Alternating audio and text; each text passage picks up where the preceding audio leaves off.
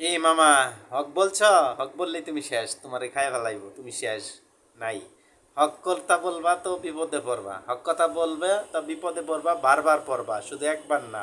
যে তুমি হক কথা বলতে যাবা, সেই তুমি সমাজ, রাষ্ট্র, মানুষের কাছে, তোমার বন্ধুর কাছে, সকলের কাছে তুমি কি একজন কীট পতঙ্গ, বিপদের আতঙ্ক।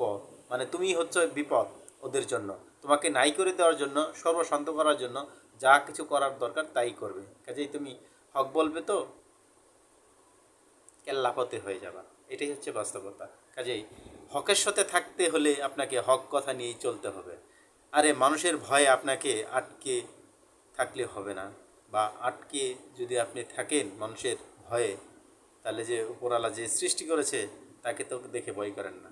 দুনিয়ার মানুষকে দেখে এত ভয় করেন যে আপনাকে সৃষ্টি করেছে, যে আপনাকে হকের পথে চলতে বলছে, ইমানের পথে চলতে বলছে, তাকে দেখে ভয় না করে আপনার মনে যা ইচ্ছা তাই করছেন।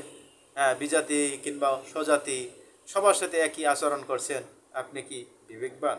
বিবেক রয়েছে আপনার? বিবেক দিয়ে কাজ করেন। এই বিবেক, এই মগজের ভিতরে বিবেকটা থাকে, সেটা যদি কাজ করেন, তাহলে কখনো আপনার দ্বারা খারাপ কাজ হওয়া সম্ভব নয়। আপনি ভালো কাজে সবসময় উৎসাহ প্রদান করবেন, আর খারাপ কাজকে সবসময় প্রতিবাদ স্বরূপ দেখবেন। একটা গালি দিলেও যদি অযথা কেউ গালি দেয়, সেটার প্রতিবাদও আপনি করবেন, আপনি যদি হক এবং বিবেক থাকে আপনার।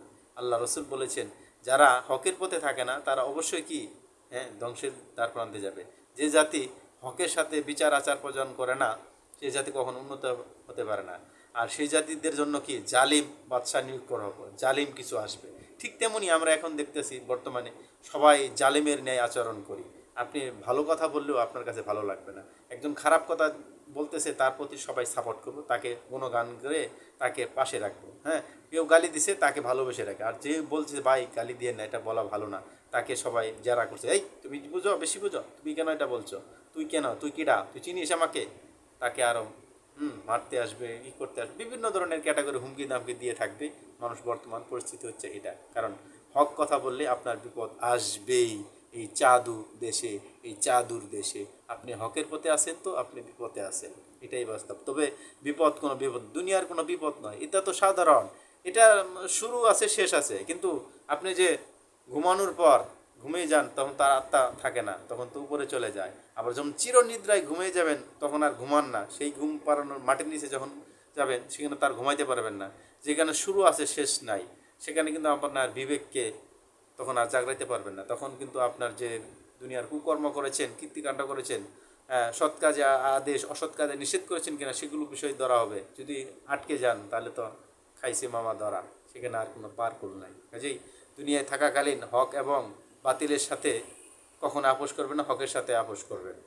হকের পথেই চলবেন। আর কেউ একটু খারাপ কটু কথা বললেও তার বিরুদ্ধতা গাইবেন, কারণ তাকে প্রকাশ্যে না বলে আগে সামনাসামনি নিজে বলবেন, গোপনে যদি সে না মানে, তার প্রকাশ্যে তার কাছে বলবেন, তাকে হক কথা বলার জন্য নির্দেশ করবেন, নিজে আগে বলবেন, তারপর প্রয়োগ করবেন অপরকে। নাহলে কিন্তু হকের কারণে আপনাকে ধরা হবে সেই ময়দানে, সেদিন কিন্তু আর নিস্তার হবে। আসুন হকের পথে থাকি, ভালো পথে থাকি, ভালোর সাথে কাজ করি, এবং কি খারাপকে সবসময় বর্জন করি। গালাগালি, মারামারি এইসব থেকে সকলেই দূরে থাকি, তাহলে আমরা ইনশাল্লাহ ভালো থাকবো দুনিয়া এবং আখিরাতে। অ্যাজ এ মুসলিম হিসেবে বলবো, কোনো হিন্দু ধর্ম, খ্রিস্টান ধর্ম, বৌদ্ধ ধর্ম, অন্য যারা স্বজাতি ধর্ম আছে তাদের সাথে কোনো বৈষম্য নাই। যার যে ধর্ম পালন করবে, যার যে ইচ্ছা মতো যা ইচ্ছা তাই করুক, কিন্তু আপনি আমি ভালোভাবে চলি, ভালোর সাথে থাকি। যে যার মতো চলুক, তা দেখার বিষয় না, কিন্তু হকের পথে থাকবেন। এক কথায়, হক দিয়ে বাঁচুন, হক দিয়েই মারা যান, তাহলে আপনি ভালো থাকবেন ইনশাআল্লাহ। সকলে ভালো থাকবেন, শুভকামনা। আর ভিডিওটা ভালো লাগলে শেয়ার করবেন। সালাম আলাইকুম।